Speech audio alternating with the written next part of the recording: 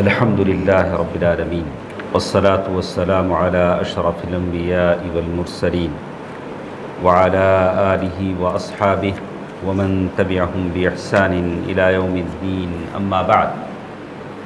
محترم حضرات، آج کی حدیث میں ہمارے ساتھ اس بات کا ذکر ہے کہ اللہ کے نبی صلی اللہ علیہ وسلم سے قریش نے ایک مطالبہ کیا تھا، ڈیمانڈ، اور وہ مطالبہ بہت ہی احمقانہ تھا، یعنی عقل میں آنے والی بات نہیں تھی.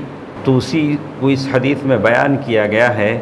عن ابن عباس رضی اللہ عنہما قال قالت قریش للنبی صلی اللہ علیہ وسلم ادع لنا ربک ان یجعل لنا الصفا ذهبا. قریش نے اللہ کے نبی صلی اللہ علیہ وسلم سے کہا، اے اللہ کے نبی، آپ اللہ تعالیٰ سے دعا کیجئے.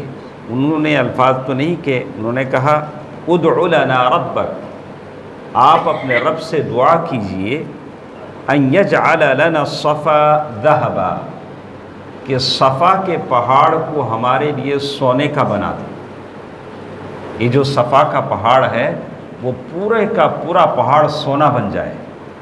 اس لیے کہ قریش کے پاس صرف تجارت تھی، سردی میں ایک طرف گرمی میں ایک طرف تجارت کرتے تھے، تو انہوں نے اس طرح کی فرمائش کی. اور اس وقت یہ ہوگا وَنُؤْمِنُ بِكَ، اس وقت ہم آپ پر ایمان لائیں گے. آپ پر ایمان لانے کے لیے ایک کنڈیشن ہے کہ آپ اللہ سے دعا کریں کہ اللہ صفا کے پہاڑ کو ہمارے لیے سونے کا بنا دے.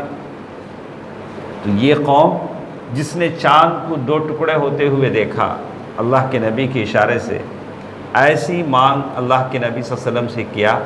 تو اللہ کے نبی صلی اللہ علیہ وسلم نے کہا وَتَفْعَلُونَ، کیا واقعی تم مسلمان ہو جاؤ گے؟ اگر میں اللہ سے دعا کر دوں کہ صفا کا جو پہاڑ ہے پورا کا پورا گولڈن بن جائے، سونا بن جائے، تو کیا تم مسلمان ہو جاؤ گے؟ قالوا نعم، انہوں نے کہا کہ ہاں ہم لوگ مسلمان ہو جائیں گے. قال فدعا، اللہ کے نبی صلی اللہ علیہ وسلم نے دعا فرمائی. فأتاه جبریل علیہ السلام آئے. فقال، جبریل علیہ السلام آ کر کہے ان ربک عز وجل یقرأ علیک السلام، اے اللہ کے نبی، آپ کا رب آپ کے لیے سلام کہتا ہے. اللہ کے نبی کی وہ ذات صلی اللہ علیہ وسلم جن کے لیے رب کا سلام آئے، آپ کا رب آپ کے لیے سلام کہتا ہے. وَيَقُولُ إِن شِئْتَ أُصَبِّحُ لَهُمُ الصَّفَا ذَهَبًا، اللہ تعالیٰ کہتے ہیں کہ اگر آپ چاہیں تو ہم قریش کے لیے یہ بھی کر سکتے ہیں کہ صفا کا پہاڑ سونے کا بنا دے، سارا کا سارا گولڈ کر دیں. ایسا ہو سکتا ہے اگر آپ چاہیں. فَمَنْ كَفَرَ بَعْدَ ذَلِكَ، لیکن اس کے بعد بھی کوئی کفر کرے گا، اسلام نہیں لائے گا، کافر ہی رہے گا، تو کیا ہوگا؟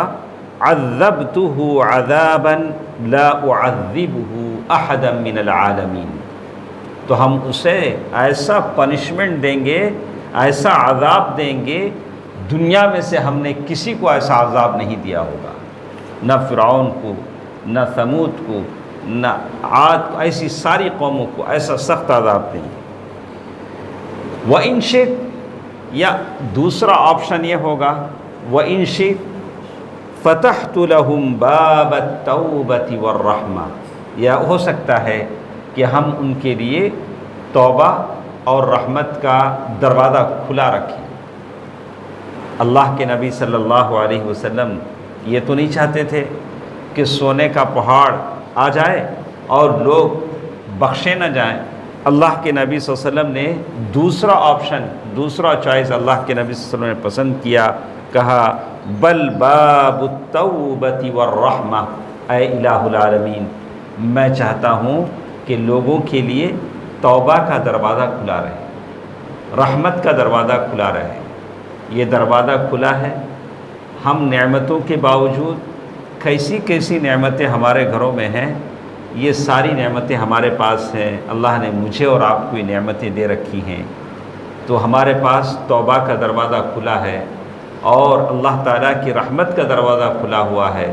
توبہ کرتے رہیں، اللہ سے بخشش مانگتے رہیں، تاکہ اللہ تعالیٰ ان نعمتوں کے بارے میں جو اللہ نے ہمیں دی ہے کہیں آخرت میں پکڑ نہ لے کہ ہم بچ نہ سکیں۔